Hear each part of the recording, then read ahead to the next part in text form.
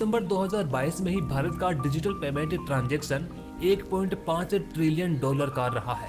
और आपको ये जानकर हैरानी होगी कि अमेरिका, यूके, जर्मनी और फ्रांस के अगर टोटल डिजिटल पेमेंट्स को भी मिला देना तो भी ये भारत के आंकड़े को क्रॉस नहीं कर पाया है। डिजिटल पेमेंट के मामले में दुनिया के सभी देशों से आगे होने के बावजूद भी भारत का रुपया आज इंटरनेशनल करेंसी नहीं बन पाया है। आज भी अमेरिका का डॉलर ही दुनिया भर में राज करता है, लेकिन अब धीरे धीरे रुपए को इंटरनेशनल बनाने पर तेजी से काम चल रहा है। इसकी शुरुआत भी यूपीआई पेमेंट के सिस्टम से ही की जा रही है। एनपीसीआई यानी national payments corporation of India ने कहा कि दुनिया के 10 देशों में, जिनमें अमेरिका भी शामिल है, वहां से यूपीआई सिस्टम के माध्यम से प्रवासी भारतीय और भारतीय मूल के लोग भारत में पैसे भेज सकते हैं और ये सिस्टम अप्रैल 2023 तक शुरू भी हो जाएगा। दोस्तों, डिजिटल पेमेंट सिस्टम में भारत की जबरदस्त सक्सेस के बाद अब जरूरत है कि भारत के रुपए को भी इंटरनेशनल करेंसी बनाया जाए। इसके लिए भारत बैकग्राउंड में बहुत तगड़े एक्शन प्लान पर काम कर रहा है। आज पूरी दुनिया एक वैश्विक मंदी से जूझ रही है और वर्ल्ड बैंक ने भी कहा है कि ये मंदी कब खत्म होगी कोई नहीं जानता। कई छोटे छोटे देश आर्थिक बदहाली के दौर से गुजर रहे हैं। अगर इस वक्त भारत का ये मास्टर प्लान सही रूप से काम कर गया तो डॉलर के बाद रुपए दुनिया में दूसरी सबसे बड़ी इंटरनेशनल करेंसी बन सकता है। तो सबसे पहले समझते हैं कि इंटरनेशनल करेंसी क्या होती है और कोई करेंसी इंटरनेशनल करेंसी कैसे बन सकती है।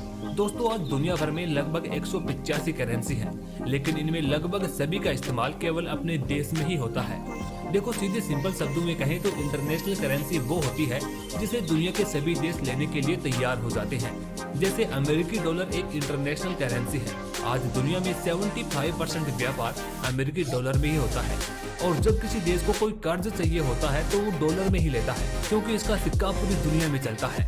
इसके बाद यूरोपीय यूनियन की करेंसी यूरो, जापानी येन, ब्रिटिश पाउंड और चाइनीज करेंसी भी थोड़ी बहुत इंटरनेशनल करेंसी की कैटेगरी में आती है। अब सवाल यह है कि आखिर डॉलर इतना मजबूत कैसे बना। साल 1944 में जब दुनिया में सेकेंड वर्ल्ड वॉर चल रहा था, तब 44 देशों ने अपनी करेंसी को अमेरिकी डॉलर से जोड़ने का फैसला किया। ऐसा क्यों? क्योंकि अमेरिका उस समय सबसे मजबूत देश था और दूसरी बात, उसके पास दुनिया का सबसे अधिक सोने का भंडार था। इससे पहले सभी देश ट्रेड के लिए गोल्ड को इस्तेमाल करते थे। इस समझौते के बाद दूसरे देशों ने भी गोल्ड की जगह अपनी करेंसी को डॉलर से जोड़ लिया। आज अमेरिका दुनिया के किसी भी कोने में अपने एक डॉलर के खर्च होने का हिसाब रखता है। उसे जिस किसी भी देश पर दबाव बनाना होता है, वह उस देश को डॉलर की सप्लाई घटा देता है, जिससे वह देश बाकी दुनिया के साथ कारोबार करने में कमजोर पड़ जाता है। तो फिर आज कोई करेंसी इंटरनेशनल करेंसी कैसे बन सकती है? दोस्तों, किसी भी करेंसी के इंटरनेशनल करेंसी बनने के लिए कुछ जरूरी फैक्टर काम करते हैं, जैसे कि उस देश की इकोनॉमिक स्ट्रेंथ कैसी है, गवर्नमेंट स्टेबिलिटी कितनी है, फाइनेंशियल मार्केट का डेवलपमेंट कैसा है, ट्रेड और इन्वेस्टमेंट के लिए वहाँ की नीतियाँ कैसी हैं और इंटरनेशनल रिजर्व स्टेटस कितना है। और दोस्तों, इन तमाम चीजों के बाद भी डिपेंड करता है कि आप में अमेरिका से भिड़ने का कितना दम है। और ये कोशिश रूस और चाइना पहले कर भी चुके हैं। 2009 में चीन और रूस ने एक नई वैश्विक मुद्रा की मांग की थी। वो चाहते थे कि एक ऐसी इंटरनेशनल रिजर्व करेंसी बनाई जाए जिसे कोई अकेला देश कंट्रोल न करता हो और जो लंबे समय तक मार्केट में टिके रहने में सक्षम हो। हालांकि ऐसा तो नहीं हो सका, लेकिन चीन अपनी करेंसी युआन को डॉलर के बराबर खड़े करने की कोशिश कर रहा है। चैप्टर 2, भारत का इंपोर्ट एक्सपोर्ट का मार्केट। दोस्तों, रुपए को इंटरनेशनल करेंसी बनाने से पहले हमें ये देखना होगा कि भारत कितने देशों के साथ व्यापार कर रहा है और किन देशों के साथ व्यापार करने से फायदा और कहां पर नुकसान हो रहा है। दरअसल जब से आत्मनिर्भर भारत की बातें हुई है, तब से भारत का एक्सपोर्ट मार्केट तो तेजी से बढ़ा है, लेकिन वहीं दूसरी ओर ट्रेड डेफिसिट यानी कि व्यापार घाटा भी बढ़ता जा रहा है। ट्रेड डेफिसिट का मतलब हुआ कि जितना सामान हम दुनिया से खरीदते हैं, उतना उनको बेच नहीं पा रहे हैं। सबसे ज्यादा व्यापार घाटा हमको चीन से होता है। ये भारत के हित में कम और चीन के लिए ज्यादा फायदेमंद होता है। 2022 में भारत को चीन के बाद इराक, सऊदी अरब, रूस और यूएई से ट्रेड डेफिसिट रहा है और ऐसे ही लगभग 40 देश ऐसे हैं जिनके साथ हमारा व्यापार घाटा हो रहा है। दोस्तों, भले ही हम कितने भी ज्यादा आत्मनिर्भर हो जाएं, लेकिन दुनिया से हमारा इंपोर्ट कम होने वाला नहीं है। दुनिया में कोई भी देश हर चीज को नहीं बना सकता। किसी न किसी चीज के लिए तो उसे दूसरे देशों पर निर्भर रहना ही पड़ता है और जैसे जैसे हम विकसित होते जाएंगे, हमारा इंपोर्ट बढ़ता ही जाएगा। तो इंपोर्ट कम करने के बजाय हमें अपने एक्सपोर्ट को बढ़ाने पर ज्यादा ध्यान देना होगा। तो फिर आप कहेंगे कि भारत का एक्सपोर्ट बढ़ने से फायदा कहां पर हो रहा है? दोस्तों, भारत को फायदा भी हो रहा है। दुनिया में 150 से ज्यादा देश ऐसे हैं जिनके साथ भारत का ट्रेड सरप्लस है, यानी कि उनसे हम सामान खरीदते कम हैं और बेचते ज्यादा हैं। सबसे ज्यादा अमेरिका के साथ ट्रेड सरप्लस है। वहीं Bangladesh, Nepal, Hong Kong, Netherland, Pakistan, Vietnam और श्रीलंका जैसे देशों के साथ व्यापार में भारत का ही फायदा है और यहीं पर भारत के लिए सबसे बड़ी अपॉर्चुनिटी है। दोस्तों, एक बात तो क्लियर है कि चीन और सऊदी अरब जैसे देश भारत से रुपए में ट्रेड करने के लिए आसानी से नहीं मानेंगे, लेकिन जो छोटे छोटे देश जिनके साथ भारत का ट्रेड सरप्लस में रहता है, वो देश भारत की बात मान सकते हैं और इंडियन गवर्नमेंट इसी मास्टर प्लान पर काम कर रही है। दरअसल सरकार का भी ये टारगेट है कि 2047 तक, यानी कि जब आजादी के 100 साल पूरे होंगे, तब रुपए को इंटरनेशनल करेंसी में दूसरी करेंसियों के बराबर ताकतवर बना दिया जाए। चैप्टर 3, रुपए इंटरनेशनल करेंसी कैसे बन सकता है? दोस्तों, वर्ल्ड बैंक और IMF जैसी कई संस्थाओं ने साल 2023 को दुनिया के लिए अच्छा नहीं बताया है। इस साल दुनिया की कई बड़ी अर्थव्यवस्थाओं की हालत खराब चल रही है, तो जाहिर सी बात है कि छोटे देश भी इस मंदी का शिकार होंगे और इसका नतीजा हमें देखने को भी मिल रहा है, जैसे कि श्रीलंका, पाकिस्तान, नेपाल, भूटान जैसे कई छोटे छोटे देश फाइनेंशियल क्राइसिस से जूझ रहे हैं। इन देशों के पास डॉलर की कमी है, इस वजह से यह दुनिया के दूसरे देशों से कारोबार नहीं कर पा रहे हैं।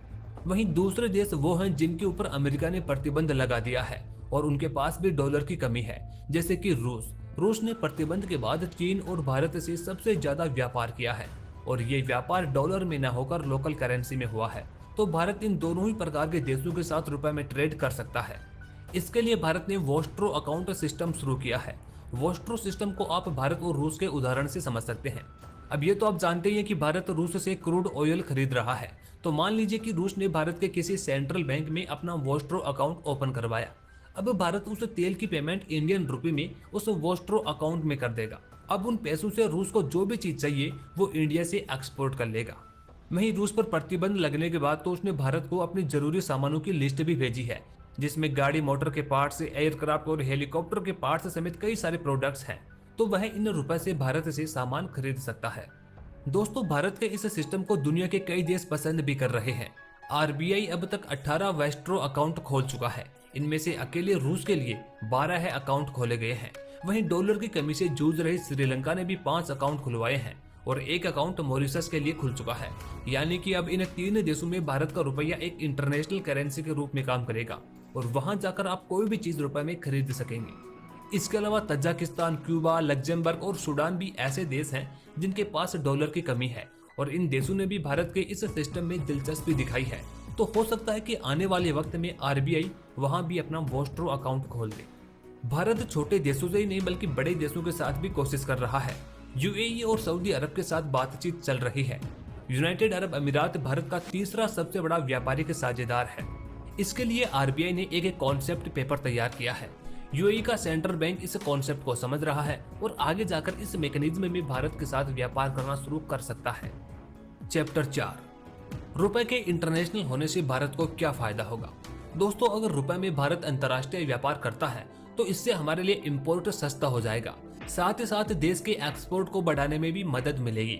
उन देशों के साथ भी व्यापार किया जा सकेगा जिनके ऊपर आर्थिक प्रतिबंध लगे हुए हैं, जैसे कि रशिया और ईरान जैसे देश। वहीं जब हमारा रुपए इंटरनेशनल बन जाएगा तो हम उस देश में रुपए में ही चीजों को खरीद सकेंगे। साथ ही साथ जब रुपए में व्यापार बढ़ जाएगा तो फिर हमें विदेशी मुद्रा भंडार की उतनी ज्यादा जरूरत नहीं होगी। आज RBI को विदेशी मुद्रा भंडार में डॉलर को बचाकर रखने के लिए काफी सारे प्रयास करने पड़ते हैं। जब कभी भी डॉलर में उतार चढ़ाव आता है तो इससे रुपया कमजोर हो जाता है और इसको